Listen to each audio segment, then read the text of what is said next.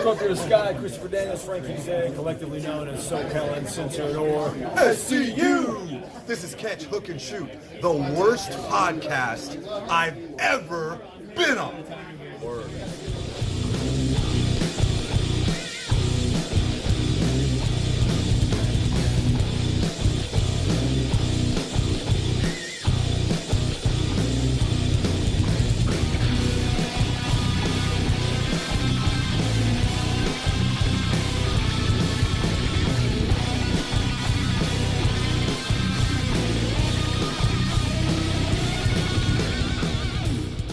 Everybody, welcome to Catch, Hook, and Shoot, the best podcast you never heard of. My name's Tom. I am your host. Today is Sunday, February the 14th, 2021. Happy Valentine's Day to everybody out there. I want to thank everybody for listening, watching, and subscribing wherever you find podcasts, YouTube, Podbean, Spotify, Apple Podcasts, wherever that might be. Make sure to check out our website, catchhookshoot.wixsite.com/catchhookshoot. I'm working on a shorter web address. Give me a little time. But you go there, you can find links to, or you can find listen to all the podcasts, watch all the videos, see all the interviews, our photo gallery, all of our merchandise, all that kind of fun stuff, all in one place. Make sure to follow on social media on all platforms. It's at CatchHookShoot. Head to patreon.com/CatchHookShoot, which is just about finished being updated. I'll be uploading some new bonus content, changed up the tiers a little bit, so hopefully next week I'll have an official announcement as to what is on each tier. Got some new stuff, some new merchandise and perks to give away on each of the different tiers we're going to have, so stay tuned. Like I said, next week I should have a full official update on all of that. Head to our Pro Wrestling Tees store at prowrestlingtees.com/catchhookshoot, as well as our other web store, catchhookshoot.bigcartel.com, and you can find links to all of that and more on our Linktree, which is Linktree Linktree/CatchHookShoot, or if you're watching on YouTube, scan this little QR code right here in the corner of your screen. You find links to everything about the show. And if you ever want to shoot me an email with your questions, comments, suggestions, or anything that's on your mind, it's catchhookshoot@gmail.com. So, let's kick things off like we always do with our match of the week. And, it's been a huge week in pro wrestling, to say the least. So, let's get right to it with the match of the week. The match of the week this week is from AEW Dynamite, and it was the main event of the show, which was Kenta teaming with Kenny Omega, taking on Jon Moxley and Lance Archer. And this was a non-sanctioned, lights-out, no-holds-barred match, and it was freaking fantastic. These guys just went out there and beat the living hell out of each other, and I loved it. So, if you haven't seen it yet, definitely go back, check out Dynamite from this past Wednesday. If you're only going to watch one match, watch the main event, Kenta and Omega versus Mox and Archer. Just a fantastic match from these four guys, and it's just, hopefully, just the beginning of the working relationship with New Japan and AEW, and I'll get into a little bit more about that in just a minute with something pretty big that just happened last night on the Impact No Surrender event. So let's get into that, as well as some other stuff in this week's top 3 highlights of the week, and that is called the 3 count. First up on the 3 count this week, Darby Allin gets dragged. We saw a segment on Dynamite. Tony Schiavone was supposed to be interviewing Sting, and they were interrupted by Team Taz as usual. And they had Darby Allin out in the parking lot in a body bag tied to the back of an SUV. And the last image we saw was the SUV taking off, dragging Darby Allin behind it. So, and this is all, of course, building to the street fight between Darby Allin and Sting, taking on Brian Cage and Ricky Starks. It's coming up at the next AEW pay-per-view. So they're really doing a good job building to this match, and it's going to be Sting's first time in a match in a few years. So I'm looking forward to it. I am cautiously optimistic. I'm wondering what type of match is it going to be. I mean, obviously it's a street fight, but is it going to be in the ring, live during the pay-per-view, or is it going to be something that's like pre-recorded, possibly out in the parking lot, or literally in the street, whatever. But I think either way, with these four guys in there, I mean, Ricky Starks and Darby Allin, in my book, two of the top guys in AEW right now. These are guys that are going to be huge in building AEW into the future. Brian Cage, he's right on that list too. One of my absolute favorite independent talents, and I'm loving seeing him on Dynamite every week, especially part of Team Taz. And Sting, of course, one of the all-time greats ever. So I'm really looking forward to this match. Number 2 on the 3 count, Edge tears into the Miz, and it was great. Edge doing a promo on Monday Night Raw, talking about making his decision for which championship he wants to go for at WrestleMania, and gets interrupted by the Miz talking about he's going to cash in and this kind of stuff, and Edge just ripped him to shreds, talking about, he was the first ever Mr. Money in the Bank, and Edge is happy being awesome, and Edge did that 20 years ago. So it's just an awesome promo from Edge. And again, if you haven't checked it out, if you didn't watch Raw, at least go back and check this part out, because it was a very, very good promo from Edge. And number 3 on the 3 count, I just mentioned a little while ago about that working relationship with New Japan and AEW, and apparently that is also going to extend to Impact. At the end of the No Surrender pay-per-view last night, we saw a vignette hyping up Dave Finlay and Juice Robinson. So apparently they are making their way to Impact. Which is huge, because by all accounts, the relationship between Impact and New Japan was not all that great. I mean, you figure Impact basically booted New Japan off of Access TV when Anthem bought Access TV specifically to put Impact on there. So, it's looking like, those doors are opening. And so hopefully this is just the beginning of stuff that we're going to see. I mean, the working relationships between these companies, it just opens up so many possibilities, and I'm really trying not to get ahead of myself, because, I mean, so far all we've seen, which is still huge, is Kenta showing up on Dynamite, and now apparently Juice Robinson and David Finlay are going to be in Impact in some way or another. So if it extends beyond this, I mean, it just opens up a lot of possibilities for crossovers and dream matches and scenarios that you really never thought might happen. Like, I'd love to see the New Japan Bullet Club show up on Dynamite. I'd love to see Kenny Omega and the Young Bucks make a return to New Japan. Juice Robinson and David Finlay, there's history there with them and the Good Brothers. So, just so many possibilities with all this crossover and cross promotion and the companies working together. And I would really, I've thought and talked for years about wanting all of the major wrestling promotions to work together. And obviously WWE is not part of this equation, but so far, look at what we've got. We've got AEW working with the NWA and working with New Japan and working with Impact and working with AAA from Mexico.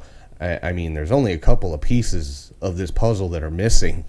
I want to see Ring of Honor and MLW jump aboard this train. And hell, if you're going to go for it, go for it. Add CMLL and All Japan and Noah into the mix. I mean, hell, just go balls to the wall and get everybody on board working together. It would be a wrestling fan's dream come true, So like I said, I'm trying not to get ahead of myself. This is just my mind working and stuff that I would like to see, but I'm just going to kind of ride the wave and see where it goes, and not build up my expectations too much and just see what they're going to give us. But I am loving what's going on so far. So let's get into some news and rumors and results for the week, starting off with Monday Night Raw. We saw the return of Shane McMahon, made the announcement of the Raw Elimination Chamber match for the Elimination Chamber pay-per-view coming up. I believe that's next week, actually. Yeah, on the Raw side, the Chamber match is going to be for the WWE Championship. Drew McIntyre is going to be defending the title inside the Elimination Chamber, And his opponents are going to be Randy Orton, Jeff Hardy, AJ Styles, The Miz, and Sheamus. Now, I saw a lot of people kind of trash talking this online about, why aren't they putting somebody new in there and this and that. And, I get that. They did that with Kofi last year, but you got to remember that was a different kind of situation. Kofi was replacing Ali because Ali was hurt at the time. So, it's not quite the same thing.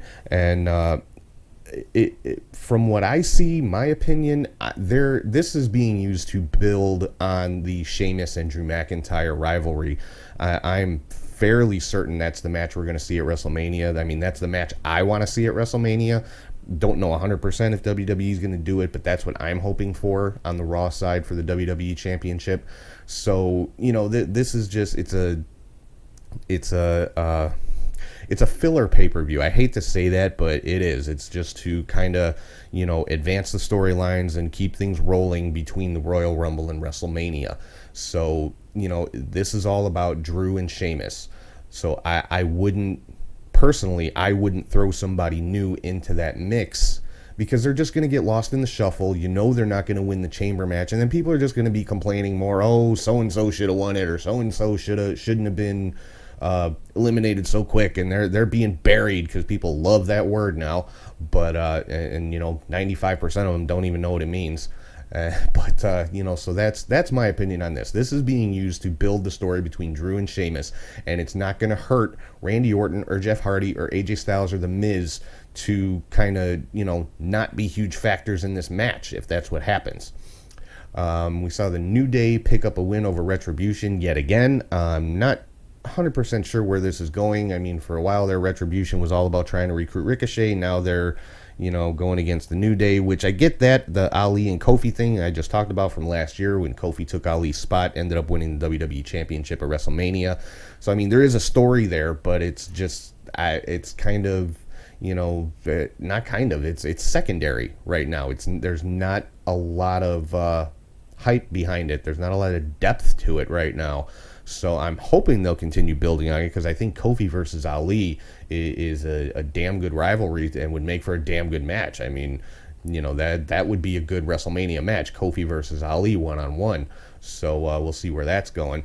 And getting back to that Edge promo, he did say that he will not make his decision until after the Elimination Chamber to see who comes out as champion.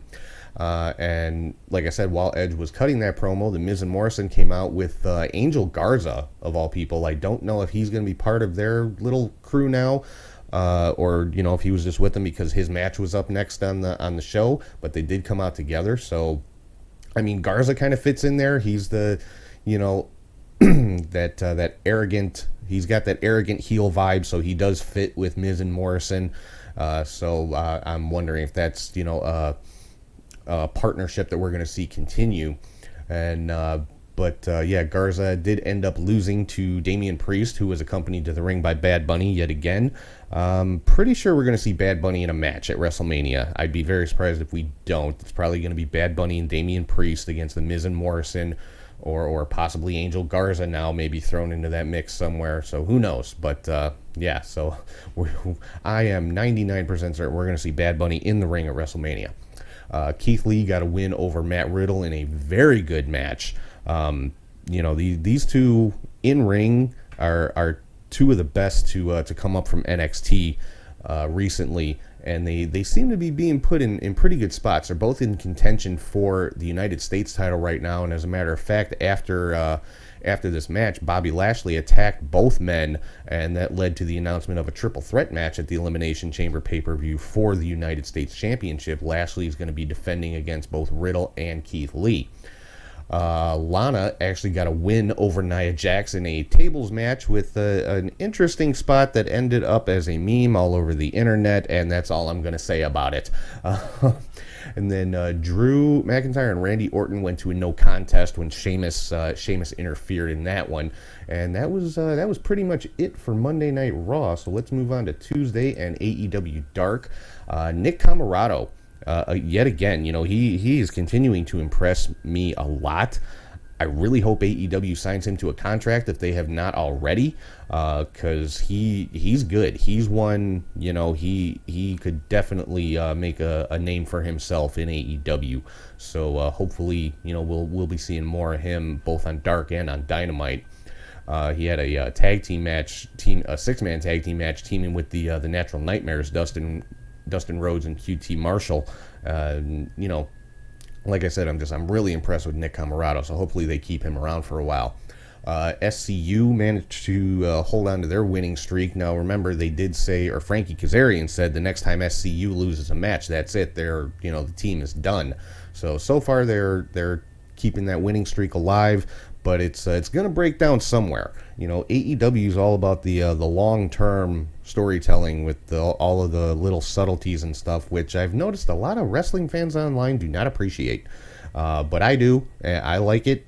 I like the storytelling that I'm seeing from AEW on all of their shows, between Dark and Dynamite, and even Being the Elite. Using that as a way to advance some storylines. You have to pay attention. You have to have more than a 4-second attention span, which is a lot to ask from a lot of online wrestling fans.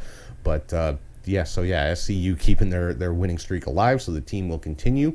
We saw a promo from Ryan Nemeth. Looks like he's getting a pretty good spot in AEW, or at least being given a good opportunity in AEW. He did get a win over Marco Stunt, which kind of surprised me. I mean, you don't expect to see Marco win a whole lot, but on Dark against Ryan Nemeth, I thought Marco would probably win, but Nemeth did get the victory.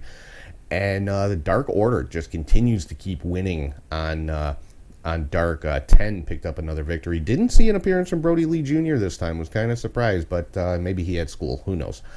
And Joey Janela got a win over Jack Evans in the main event on Dark this week in a really good match between those two guys. I mean, really, when it comes to in-ring wrestling, there is not a whole lot bad to say about AEW. There really isn't. I mean, I'm sure if you sat there and picked it apart with a fine-tooth comb, yeah, you could find some stuff to say, but, I'm a fan. I'm not a critic. I'm not going to do that. So, but, AEW Dark, I enjoy it.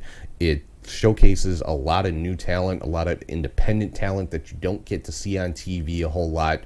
So it's a damn good show. So if you haven't checked out AEW Dark on YouTube, give it a chance. I mean, the episodes are pretty long. They typically have, 10 between 10 and 15 matches per show.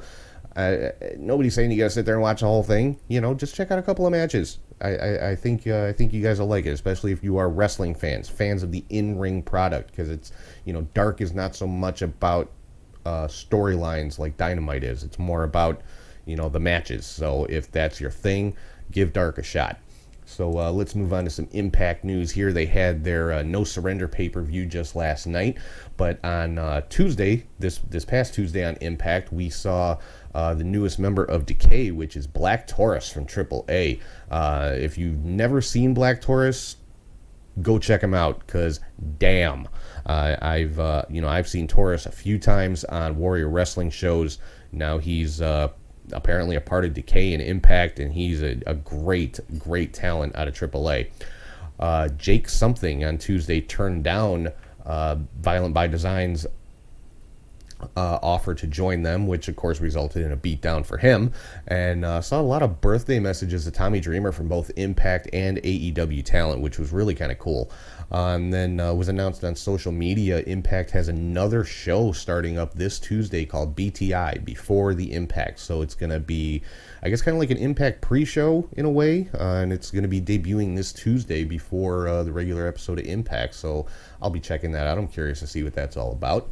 And so let's get into some of the results here from No Surrender. Decay, with their newest member, Black Taurus, did pick up the win over Triple XL and Tenille Dashwood. Brian Myers and Hernandez got the win over Eddie Edwards and Matt Cardona.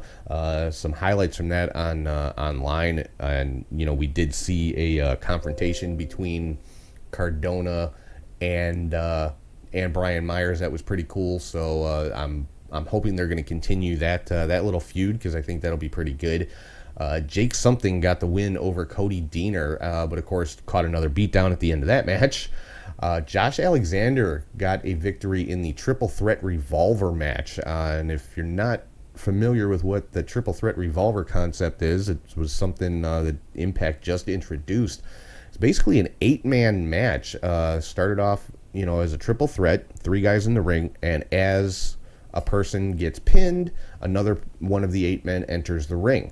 And they keep doing that until all 8 men have gotten in. Everybody in the match was Josh Alexander, Ace Austin, Blake Christian, Chris Bay, Daivari, Suicide, Trey Miguel, and Willie Mack.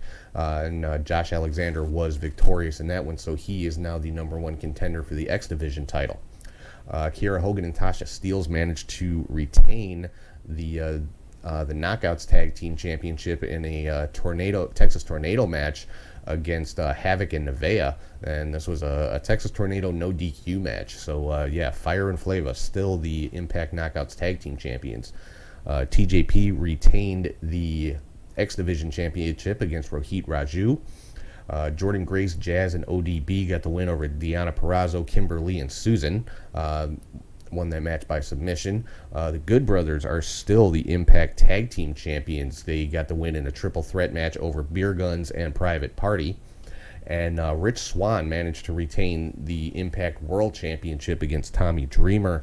And at the end of that match, Moose came out and attacked both guys and stood there holding the Impact World title over his head. So, Moose versus Rich Swann is coming. I'd be surprised if that match is not the main event of the next pay-per-view coming up for Impact. And then, of course, I already talked about, we saw the video about David Finlay and Juice Robinson making their way to Impact from New Japan. So I'm really looking forward to this one. So let's move on to AEW Dynamite. TNT Championship match kicked off the show. Darby Allin versus Joey Janela. This was the match of the week until the main event came up on Wednesday night. But great match between Darby and Janela. Darby Allin did retain the title. We saw a segment with Sammy Guevara and MJF backstage. Sammy Guevara again telling MJF, I know what you're doing, and, this and that. He's trying to take over the inner circle and that kind of thing. And, when MJF went to leave the room, he picked up his phone, and it appeared he was recording the conversation, and gonna present it to Jericho. That was the implication, gonna present it to Jericho like Guevara is the one who's trying to take over the Dark Order and get rid of Jericho. So, Guevara threw MJF's phone against the wall, punched him in the gut, and of course MJF was going around the rest of the show talking about having broken ribs and things like that, and then we saw a tag team match with Lee Johnson and Cody Rhodes picking up the win, and Lee Johnson actually got the pinfall in that match, so that is his first victory in AEW. Got the pin on Peter Avalon, and during that match, or at the beginning of that match, it was made mention that Arn Anderson's son Brock was at ringside and that he is training to be a wrestler. So we could see another Anderson entering the wrestling ring, and I got no issue with that. I mean, the Andersons, even though they're not really all brothers or anything, have a great legacy of being some just amazing pro wrestlers, and I'm not thinking Arn is gonna, Arn's son is going to be anything less. So I'm very interested to see him when he debuts in the ring. After that match, there was an interview with Lee Johnson up on the stage with the Nightmare Family, and QT Marshall didn't look real happy during that interview segment, maybe because Lee Johnson didn't mention his name. He talked about Cody and Brandy and Dustin, training him and that kind of thing, and that I'm not thinking intentionally, but kind of snubbing QT in the background there. So QT, they could be building something up to a little QT Marshall and Lee Johnson feud coming up, which I'd be happy to see that. We saw a backstage promo with the Young Bucks and the Good Brothers, which somehow led into the Young Bucks this coming week defending the AEW World Tag Team titles against Santana and Ortiz. So, Yeah, I'm not thinking they're going to take the titles off the Bucks just yet, but that should be a damn good tag team match with those guys. And then Jericho and MJF picked up a win over the Acclaimed, all the while, like I said, MJF trying to, garner sympathy for his broken ribs, quote unquote. And after the match, Sammy Guevara came out, got on the microphone, and quit the Inner Circle because of MJF. He told Jericho, I told you December 9th or whatever it was, that one more thing from MJF and I was done. Well, I'm done. I quit the Inner Circle. And an interesting little detail, like I said, those little nuances that AEW is so good at. When Guevara left the ring area, he left through the babyface tunnel. If you watch AEW, they've got the two separate tunnels. Babyfaces come out of one side, heels come out of the other. And so, when Guevara left the ring area, he left through the babyface tunnel. So I'm thinking, we are seeing a babyface turn from Sammy Guevara. And, so the Inner Circle's starting to fall apart a little bit. I'm fairly certain MJF will be taking it over at some point, and Jericho will be turning babyface as well. He already gets a huge babyface reaction for his entrance, with everybody singing along with his entrance music with Judas. So, it just seems natural that would happen at some point. Saw another backstage segment with Hangman Page and Matt Hardy. Matt Hardy convincing Hangman to sign a contract with him, but what Matt Hardy did not see was that when he turned his back, Hangman tossed Matt Hardy's contract to the side and pulled his own out of his pocket. So I'm wondering what he got Matt Hardy to sign. So I'm sure that will play out over the next several weeks.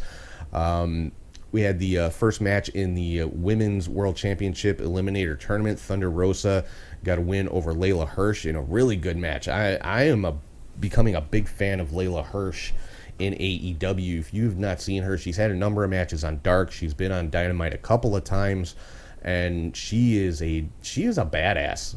Honestly, she's a great fighter. So if you haven't checked her out, she's another one to keep an eye on. But Thunder Rosa did get the victory in that one, so she'll move on in the tournament. We found out that the Japan side of the tournament will be this Monday. The first round will be on AEW's YouTube channel, so I'll definitely be checking that one out and have the results for you next week for that one. And then we get to the main event. We saw Jon Moxley come to the ring with the IWGP United States Championship belt for the first time on AEW TV. So he was acknowledged as the IWGP US Champion. He had the belt with him, so that right there, tells you, that door with New Japan is open, because, that belt appearing on TV, I would assume is solely at New Japan's discretion as to whether or not they can show it on television. So, first time ever Mox with the United States title on AEW TV, which was really cool. Kenta and Omega did get the victory over Moxley and Archer in this one, with some help from the Good Brothers. No surprise there. Saw Jake the Snake get involved in the match as well, which was pretty cool. Remember, this was a no DQ, lights out, falls count anywhere type match. We saw him fighting in the kitchen areas and throwing literal potatoes at each other, which was entertaining to say the least. But Kenta and Omega did get the victory over Moxley and Archer. So let's move on to some NXT news here. And NXT this week was all about building to Vengeance Day, which is coming up later on tonight. The Dusty Cup finals have been set. We saw a interesting segment with Johnny Gargano and Kushida. Gargano basically trying to sell that his arm is broken from the attack by Kushida last week, which William Regal, not going for that one. Kushida showed up in the ring behind Gargano, tried to snatch the North American title out of his hand, and, of course, Gargano with his bad arm was yanking back on it. So, that match is still going on tonight at Vengeance Day. Kushida had a match against Austin Theory, which he was victorious, and, of course, we saw another appearance from Dexter Lumis. I'm not sure what the deal is with Dexter Lumis and how he fits into this. It appears he's going after Austin Theory for whatever the reason might be. So, I'm a big fan of Dexter Lumis. I love the character that he's got in NXT. So I'm definitely following, whatever's going on with him. We had a lot of, like I said, a lot of build up to the Vengeance Day event coming up later tonight. We had videos from all the participants in the Women's Championship Triple Threat match. Another video about between Finn Balor and Pete Dunne. The end of the show was hyping up every single match, showing face-offs between all of the people involved. Xia Li had another kind of a squash match against Cora Jade, but an interesting little note here, we saw Casey Catanzaro and Caden Carter at the beginning of the match trying to, I guess, talk sense to Xia Li, saying this isn't her, and getting in the face of the hooded figure at the top of the ramp that seems to be pulling all the strings. And of course, Casey and Caden ended up getting the crap kicked out of them by Xia Li as a result. We saw Scarlett backstage talking to William Regal, basically letting him know that, next week time is up for Santos Escobar. So we're going to see Escobar versus Karrion Kross next week.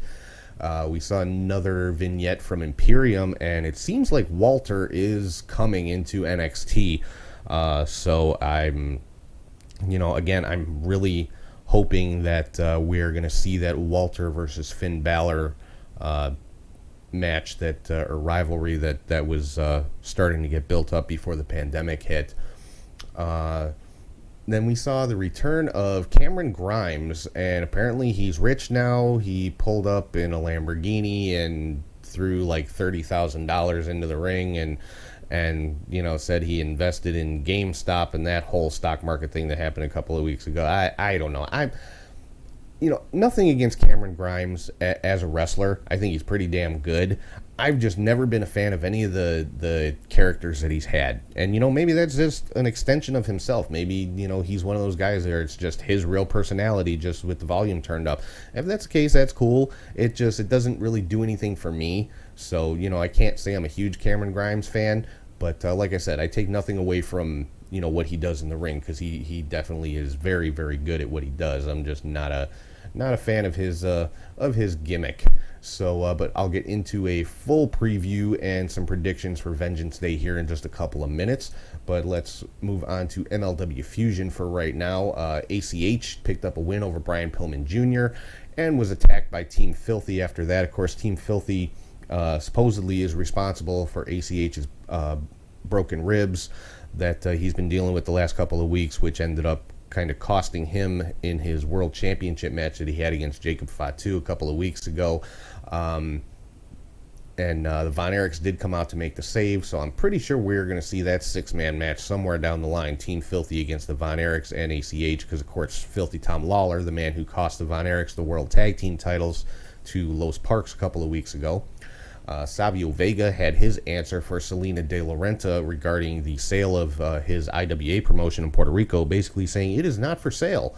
And, Selena not happy about that. So coming up on Filthy Island next week, it will be Mil Muertes versus Savio Vega in an Aztec jungle fight. Not sure what that is, but I'm gonna watch because I'm pretty sure it's gonna get pretty violent with those two guys, Mil Muertes and Savio Vega. That's just gonna be a fight. So I'm here for that one. Contra was supposed to have a match against Injustice. Of course, they attacked before the match, so it pretty much ended up not happening. So I'm sure that that rivalry is far from over. And Leo Rush defeated the Laredo Kid to win the AAA Cruiserweight Championship. So Leo Rush now has unified the MLW Middleweight title and the AAA Cruiserweight title. Now this again kind of goes back to what I was talking about with the the working agreements between promotions. Like I said, AAA already has a working agreement with AEW. I mean, Kenny Omega is still the AAA Mega Champion, and obviously AAA working with MLW, because now you've got Leo Rush as the AAA Cruiserweight Champion. So, there's definitely possibilities there. I'd love to see MLW in the mix with New Japan and Impact and AEW. So, hopefully that's something that we'll see sometime in the future. And then talking about Filthy Island next week, we're going to see I'm calling an early contender for match of the week. Low Ki taking on King Mo. This is just going to be a slugfest with these two guys. They've had matches in the past that have been great, so this is going to be no exception. So I cannot wait to see this. Low Ki, has been one of my favorite independent wrestlers for years. So I cannot wait to see Low Ki and King Mo just tear each other apart. Honestly. Moving on to Ring of Honor for this week, Tracy Williams picked up a win over Cheeseburger in a Pure Rules match, and I say it every week, I love the Pure division in Ring of Honor. Some of the best mat-based submission-style wrestling you're ever going to see. If you're into that style of wrestling like I am, you need to be watching Ring of Honor, because they've been having Pure Rules matches every single week. The Pure champion is Jonathan Gresham, who, for my money, is the best wrestler in the world. As far as just pure mat wrestling skill, Jonathan Gresham is the best, in my opinion. And then we had an interesting eight-man tag team match with the Briscoe brothers teaming with PCO and Brody King, taking on LFI and Flip Gordon. It was originally supposed to be LFI with Kenny King, because he's a member of that group, but Kenny King, for whatever reason, not there, so Flip Gordon took his place, and this one ended up in a no contest, just guys fighting all over the place, and tables and chairs, and it was great.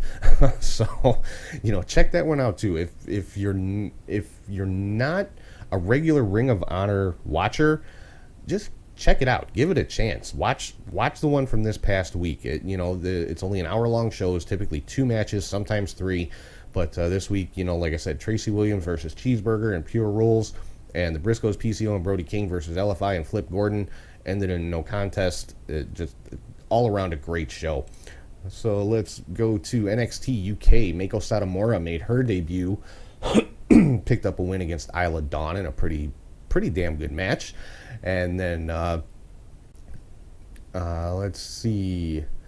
Mark Andrews and Flash Morgan Webster got a victory over The Hunt. Now, The Hunt is typically Primate and Wild Boar, but this week it was Primate and Eddie Dennis, who is basically their manager. So, but yeah, Webster and Andrews did pick up the win there. So, moving on to Friday Night Smackdown. It was originally announced by Adam Pearce that Roman Reigns was supposed to be defending the Universal Championship in his own or on SmackDown's Elimination Chamber match, and Roman basically came out and said, no, I'm not going to do that. So it's the way it's going to work is there is going to be a SmackDown Elimination Chamber match, and the winner of that match will get a Universal Championship match immediately after the Elimination Chamber.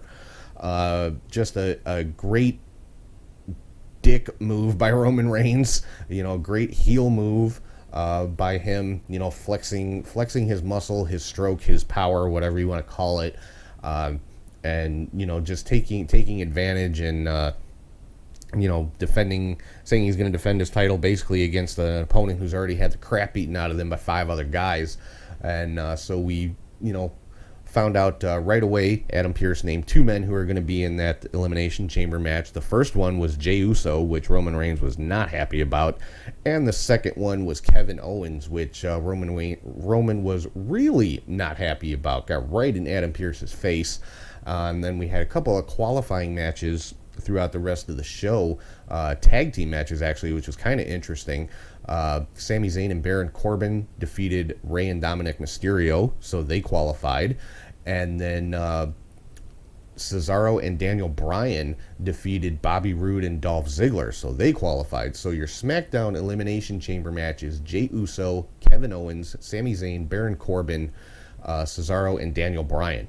Not a bad group of guys. My early pick, I'd say probably Kevin Owens will get the win, and then again, get the hell beat out of him by Roman Reigns after he's already had the hell beat out of him by everybody else in the chamber. Nakamura versus Big E for the Intercontinental title ended in no contest when Apollo Crews interfered, so I'd say Apollo Crews is has officially turned heel. So we may see a triple threat match for the Intercontinental title at some point with Big E, Apollo Crews, and Shinsuke Nakamura.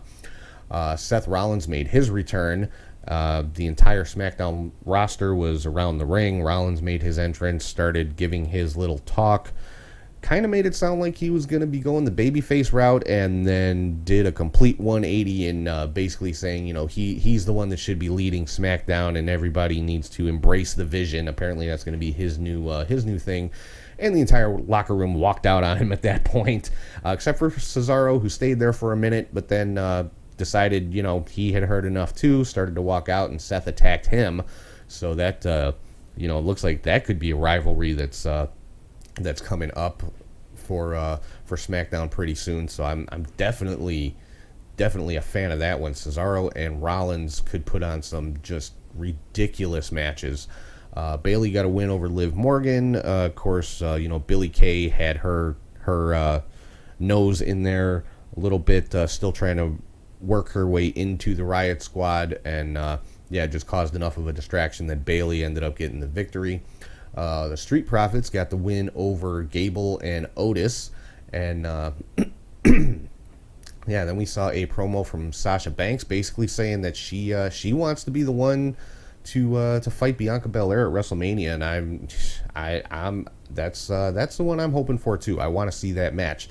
And of course, they were interrupted by the women's tag team champions Nia Jax and Shayna Baszler, which led to another little incident for Nia that we're not going to talk about.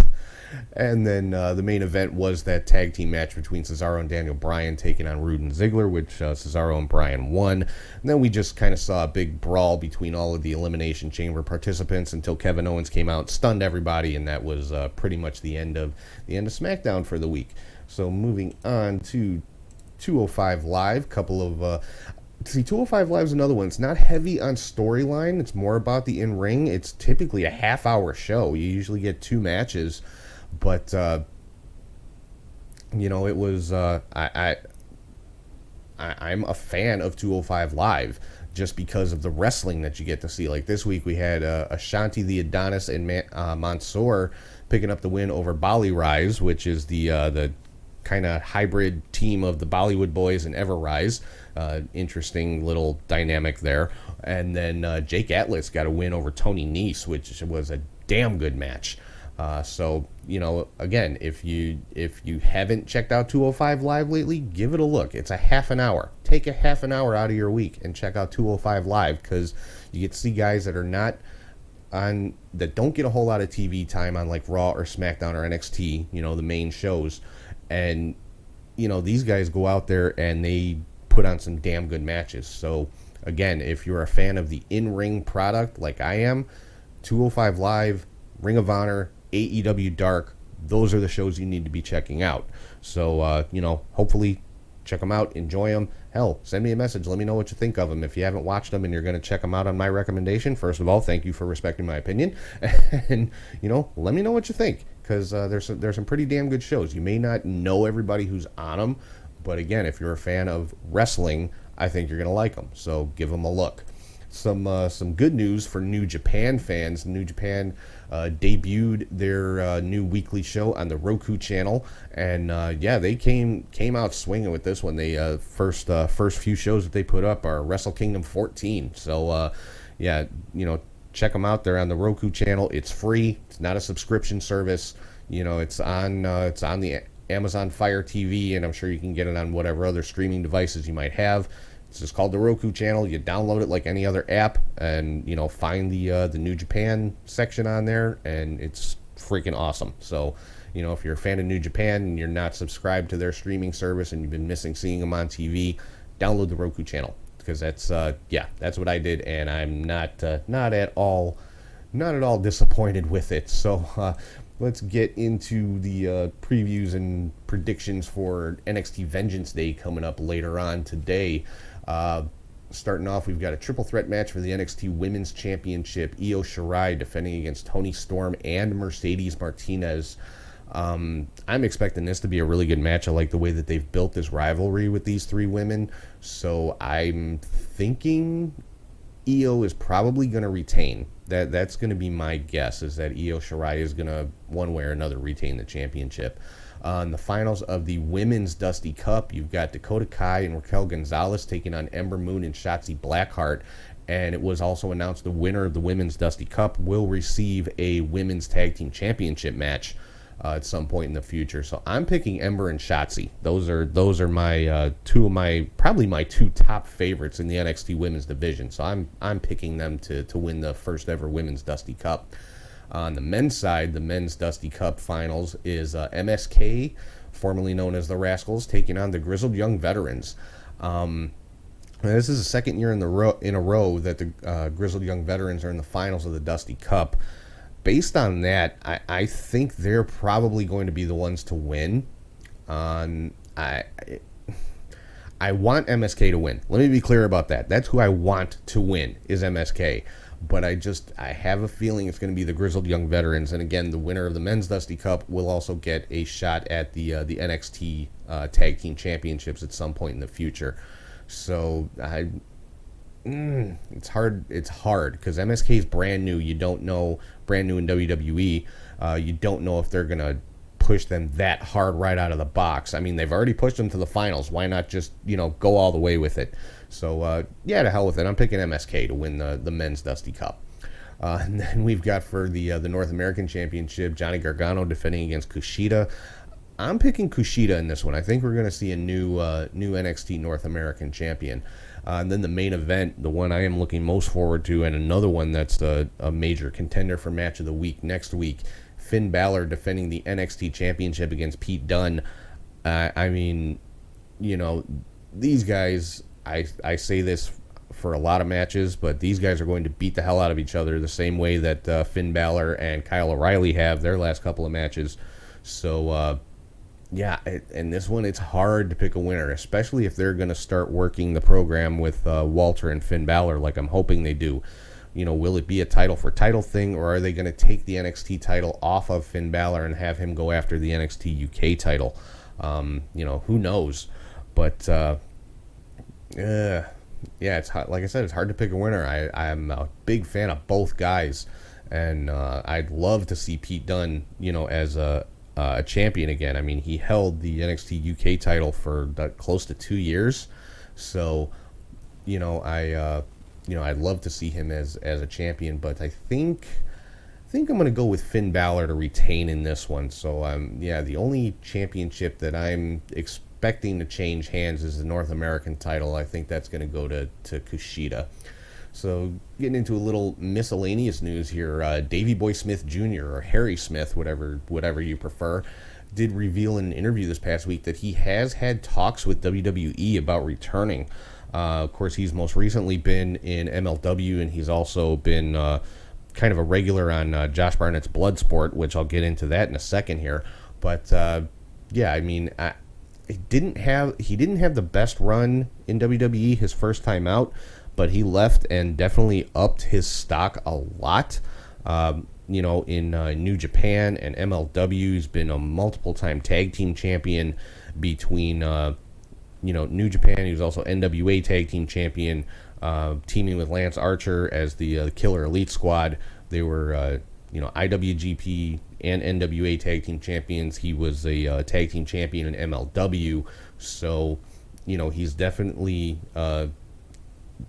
made a name for himself outside of WWE. So hopefully if he does go back, it's one of those situations where, somebody didn't have a great first run, they left the company, up their game quite a bit, comes back and just kills it, kind of in the same vein as like a Drew McIntyre. So we'll have to wait and see.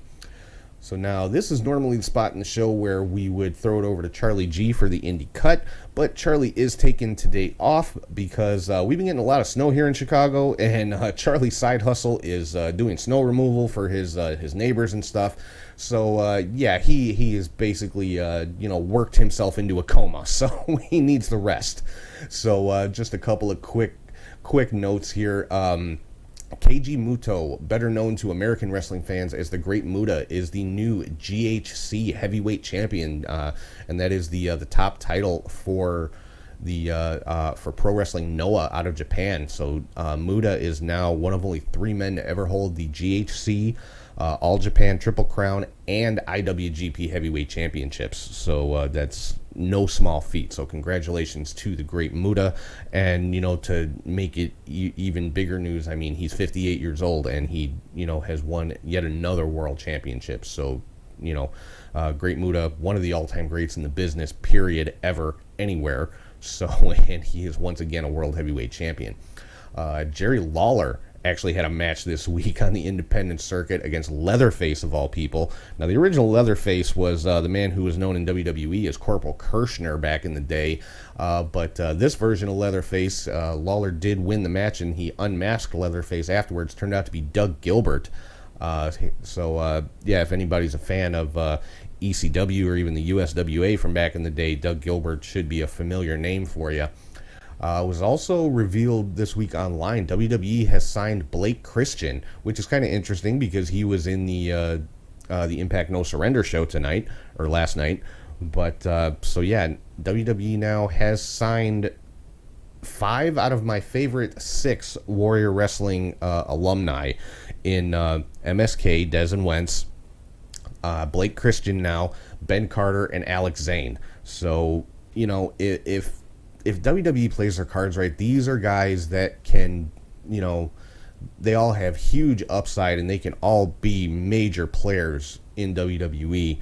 Hopefully, I just want to see WWE do right by these guys because I've seen them live and they are just so damn good. So hopefully, we see a lot of these guys going forward in WWE. I mean, Ben Carter's been doing great in NXT UK. So, hopefully this, and MSK obviously doing great in NXT. So hopefully the same is going to hold true for Blake Christian and Alex Zane whenever we see them make their debuts. And I mentioned a little while ago, talking about Davey Boy Smith Jr. Has been participating in Josh Barnett's Bloodsport promotion. Well, we found out he will be participating yet again on February 20th in a match against John Moxley. Damn, that is going to be a bloodbath. So, that's the few independent tidbits for this week. So let's keep it rolling along into the next segment of the show. We are up to the finals of the Warrior Wrestling Tag Team Championship Tournament, and that is coming up in the Fantasy Booker.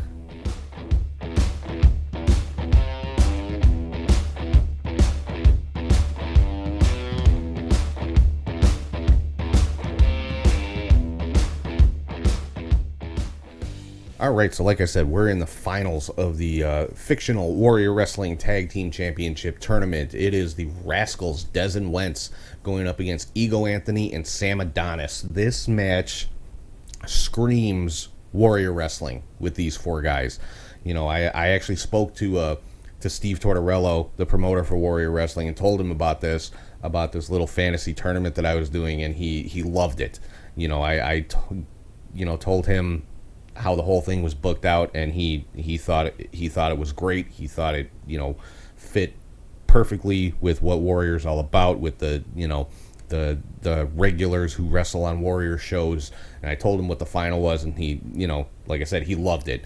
And this is something that could have potentially happened prior to the Rascals signing with WWE and becoming MSK.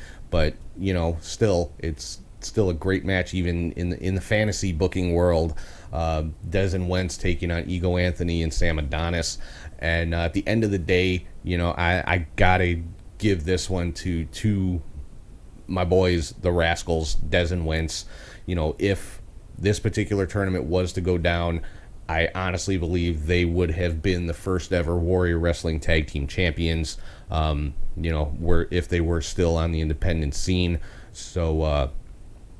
That's the finals of the Warrior Wrestling Tag Team Championship Tournament. Rascals picking up the win over Ego Anthony and Sam Adonis, of course, with Frank the Clown in the corner. I mean, the match itself would have been amazing. It would have been all over the place. You would have seen the mat wrestling. You would have seen the high flying. You would have seen the strong style wrestling. You would have seen the underhanded, sneaky heel tactics from Frank the Clown and Ego Anthony and Sam Adonis, and you would have seen, I'm sure Trey Miguel would have been there to counter Frank the Clown, and you would have seen the Rascals doing all the crazy, insane shit that they're known for. So It just would have been an all-around fun, entertaining, great wrestling match with these guys. But in the end, I do think the Rascals would pull it out and would end up being the first ever Warrior Wrestling Tag Team Champions. So that wraps up the tournament for the Fantasy Booker. Hopefully you guys enjoyed that. I know I enjoyed putting it together. Got something new starting with the Fantasy Booker next week, but I'll get into that in a few minutes. Before that, though, let's get into the final segment of the show here, and where I espouse a bit of an unpopular opinion typically, and I don't think these next few weeks are going to be any exception because I'm counting down my top 10 WrestleMania matches of all time, and I'm doing that in the weekly hot take.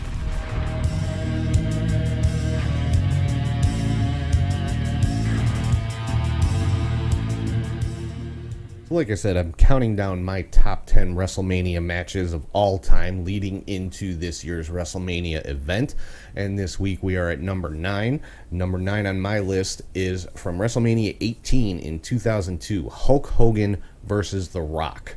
Now, obviously I'm not talking about the technical aspect of this match, but this is a dream match. I don't care who you are, where you're from, what level of wrestling fan you might be. You know who Hulk Hogan is, you know who The Rock is, and this is a match that, a lot of people thought would never take place, and even though this was not the last match, this was the main event of the show. And the fans in attendance went nuts for it. I mean, the fans turned Hulk Hogan babyface in the course of this match. Kind of the same way that they did for Steve Austin in WrestleMania 13. There was no way Hogan was leaving this match still being a heel. You had the dueling chants of Hogan and Rocky, and it was just a wrestling fan's dream in that era. At the time, it was the top two names in the business, Hulk Hogan and The Rock.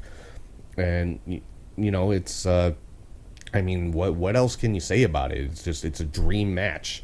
And like I said, I'm not talking about the technical wrestling aspects of this match with these two guys. I'm just talking about the importance and the significance of this match in the history of WrestleMania, because it's something you'll never see again. I mean, yes, they wrestled each other after this, but it was the first time it ever happened, and it was just, you could just tell it was something special.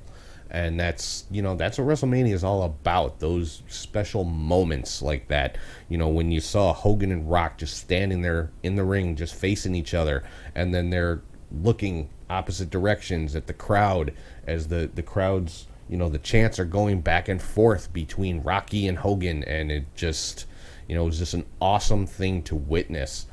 Even watching it on TV like I was. So, that's my number 9 all-time greatest WrestleMania match, Hulk Hogan versus The Rock, WrestleMania 18, 2002. So that is going to pretty much wrap us up for this week. But I do want to make mention a couple of things real quick. I've decided starting this Wednesday during AEW Dynamite, I am going to do a live watch-along on Twitch. I'm going to start making better use of my Twitch channel, start actually streaming. I mean, when I did the Royal Rumble watch-along, got a great response to it, bigger than I expected, and had a lot of fun doing it. So, I'm going to try to do it a little bit more regularly to get some more practice at it. So I figured, what better time to do it than every Wednesday during Dynamite? And it's going to be the same kind of thing. I'm not going to be streaming Dynamite on my Twitch channel. It's just going to be me, talking about what's going on, giving my opinions. Hopefully people jump in, join the discussion, that kind of thing. Exactly like what we did for the Royal Rumble. So, go over to twitch.tv/catchhookshoot and join in the conversation, watch along with AEW Dynamite, have some fun, talk some wrestling, and hopefully it works out and it'll become a regular thing. Because like I said, I do want to start getting more use out of my Twitch channel, because I had an awesome time when we did the Rumble watch along.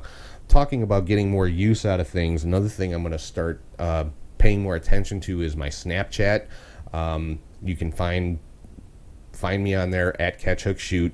I've had the account since the show's been around. I just haven't gotten much use out of it, and I've kind of made a decision this year for 2021. I'm going to, try to build the show up more, make use of some avenues that I haven't in the past, or that I haven't taken full advantage of in the past, like Twitch, like Snapchat, and just, do my best to really, really build things up. I'm going to work on, hopefully trying to get more interviews on the show. I'm compiling a list of potential interviews. Some of them I'm reaching a little high for, but hey, what the hell? What's the worst that could happen, right? So, definitely keep an eye out. There's going to be a lot of cool new stuff coming. So, hope you guys enjoy some of the things that I've got planned, and I'll definitely be, rolling that stuff out in the next coming weeks. And also next week, brand new fantasy booker segment starting up. I'm going to be starting my own fantasy wrestling company, the Catch, Hook, and Shoot Wrestling. So, I'm going to just basically see how far I can take it. I don't have it planned out too far in advance. Like, next week is going to be me drafting my roster, and, I'll break down how I'm going to be doing things with it. And again, it's fantasy booking. It's exactly what the segment says it is. This is just my own mental process of what I think would be cool to see in a wrestling company. So, that's going to be starting off next week. Like I said, I'll be drafting my roster, and should be interesting. I've got some ideas how I want to crown my first champions and stuff like that. I'm borrowing some ideas here and there from, taking elements that I like from other companies and trying to put my own twist on them and things like that. So it should be fun. I don't know how long it's going to go for. It may last a few weeks. It may only last a couple of weeks. Who knows? We'll see what happens. So it should be interesting. So once again, I want to thank everybody for listening, watching, and subscribing on YouTube, Podbean, Spotify, or wherever you get your podcasts from. Head to catchhookshoot.wixsite.com/catchhookshoot, which is our website. You can find all of the podcasts there, all the YouTube videos, interviews, photo gallery, merchandise, pretty much a one-stop shop for everything about the show. Make sure you're following on social media at CatchHookShoot on all platforms. Patreon.com/CatchHookShoot for bonus content, which, like I said, I'll be getting into more detail about that next week as well. I think I've got everything pretty well set, so I'll be rolling that out and telling you guys all about the new benefits and that kind of stuff for Patreon. Head to ProWrestlingTees.com/CatchHookShoot for your t-shirt needs. CatchHookShoot.BigCartel.com for additional merchandise that's not on Pro Wrestling Tees. You can find all that and more on our link tree, which is linktree/CatchHookShoot, or scan this QR code right here in the corner of your screen if you're watching on YouTube.